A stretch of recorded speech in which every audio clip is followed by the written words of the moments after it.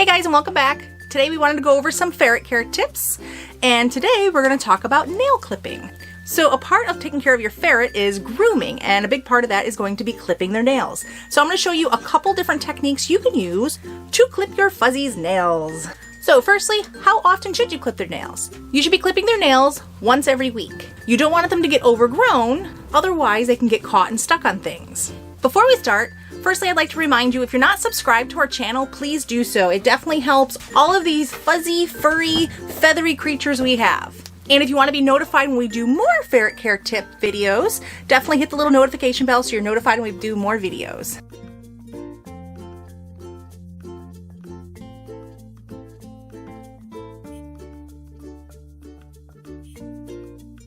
How long should a ferret's nails be? So all of our ferrets have these white clearish nails, which makes figuring out the length so easy.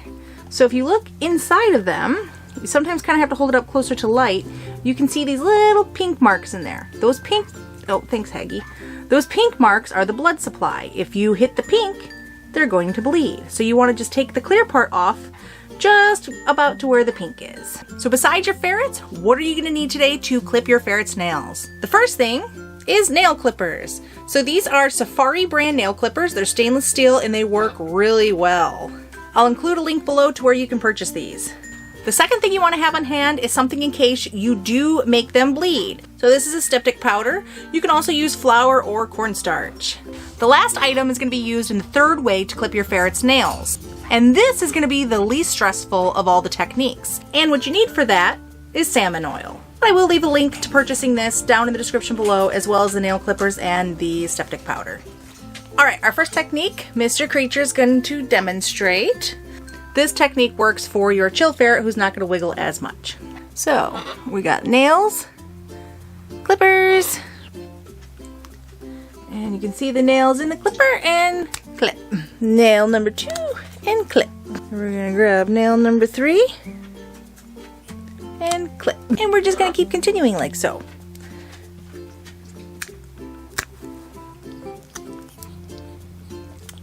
Alright, so we're going to switch sides and finish up this paw. And one back leg. 1, 2, 3, 4, and 5. Winky's going to demonstrate one of the reasons why we make sure to clip their nails often. Ferrets should have bedding and cloth in their cage, so it can happen when their nails get too long. As you can see, he's got this little fuzzy that's wrapped around it. So the longer the nails are, the more likely that can happen. And then what can happen is they're going to want to escape whatever they got caught in, so they can twist and turn and try to pull away, which can make the little string caught around them tighten around their toes or foot, and they'll lose blood circulation in there, and it actually can have to be amputated. So it's very important to try to keep their nails trimmed so this doesn't happen. Now, Winky is a squirmy ferret, so this next technique is going to work well for a squirmy ferret. So ferrets, you can scruff them. So you have the skin on the back of their neck. You can pick them up by this. Now, I don't do this very often because it's not something I usually need to do, but you want to make sure you still are supporting their back end. You don't want to just be dangling them in the air. So you can hold them like so, and it usually keeps them pretty stationary while you do their nails. This technique usually requires 2 people to do because you're going to want someone to hold them while you do their nails. Again, you want to make sure you're not just dangling them, and you want to make sure you're supporting their behind end. To do this with one person, we're going to have his hind end in my lap, and then we're going to scruff. So I'm just kind of using my finger underneath, and clip.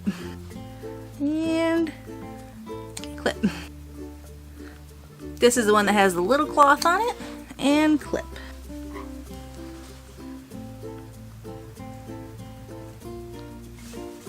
Use this finger underneath here, that, and cut. So those are some much better looking toenails. So now we gotta do these long guys. We're gonna scruff, and then we're gonna go in with these, and I'm just using my pinky here to hold that paw. And go like this.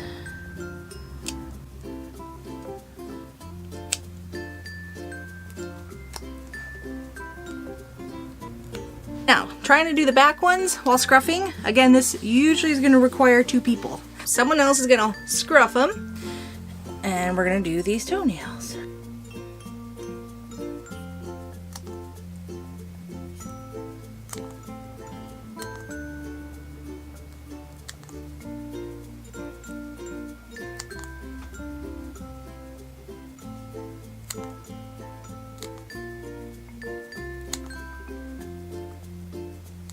Alright, Haggerty's going to demonstrate our third method of doing the toenails. We are going to put him in our lap down here. It's going to sit like so. This technique requires the use of salmon oil. So we're going to take salmon oil and we're just going to put it right there. He is chill and just going to eat the salmon oil off his belly. So now we're just going to go through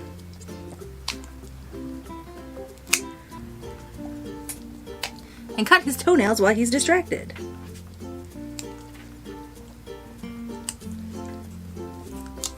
So now we're going to go to this paw.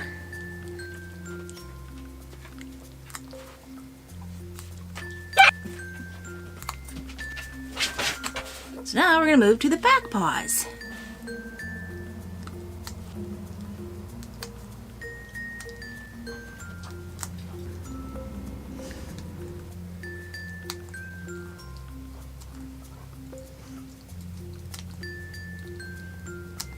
And like that, we're done.